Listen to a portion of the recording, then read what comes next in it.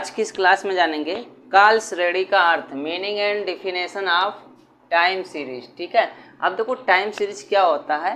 तो जब समय से संबंध मूल्यों को एक श्रेणी के रूप में लिखा जाता है तो यह क्या कहलाता है, काल श्रेणी कहलाता है। देखो मतलब क्या होता है कि जब टाइम से संबंधित जो भी मूल्य होते हैं उसको एक सीरीज के रूप में लिखते हैं तो वही क्या कहलाता है, काल श्रेणी कहलाता है, टाइम सीरीज कहलाता है।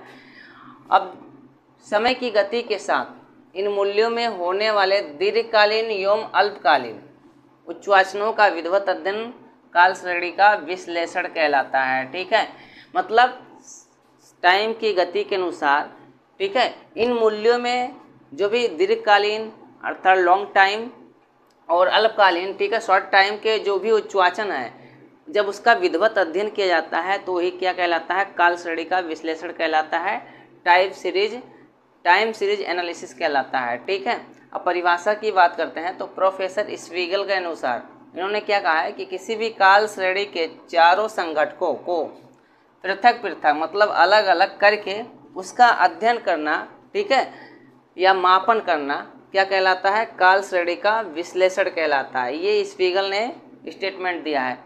अब देखो काल श्रेणी के घटक कौन कौन से होते हैं। कंपोनेंट ऑफ टाइम सीरीज, इसके दो घटक होते हैं, पहला हो जाएगा दीर्घकालीन उपनति और दूसरा हो जाएगा अल्पकालीन उच्चावचन।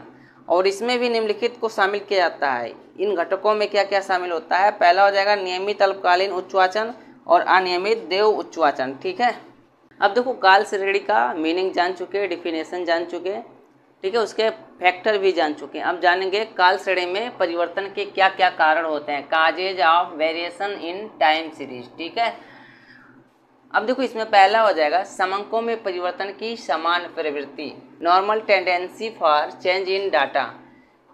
दूसरा हो जाएगा रीति रिवाज, त्यौहार आदि के कारण समंकों में परिवर्तन। ठीक है, मतलब काल श्रेणी पर रीति रिवाज जो भी त्यौहार होते हैं उसका भी इफेक्ट पड़ता है। Change in data due to social customs, festival etc. और तीसरा नंबर हो जाएगा मौसम, सीजन, ठीक है, सीजन का भी इस पर इफेक्ट पड़ता है। चौथा नंबर हो जाएगा व्यापारिक चक्र के प्रावस्थाओं के चलते परिवर्तन, जिसे बोलेंगे change due to business cycles. और 5 नंबर हो जाएगा कारण प्राकृतिक आपदाओं के कारण होने वाले परिवर्तन। ठीक, यदि कोई प्राकृतिक घटना घट गई तो इसके कारण जो है इसमें परिवर्तन होता है, change due to natural disaster. और 6 नंबर हो जाएगा राजनीतिक उथल पुथल, युद्ध आदि। ठीक है, change due to political instability, war etc. ये हो जाएंगे काल श्रेणी में परिवर्तन के कारण। इन्हीं की वजह से काल श्रेणी में टाइम सीरीज में परिवर्तन होता है, चेंजेज होता है।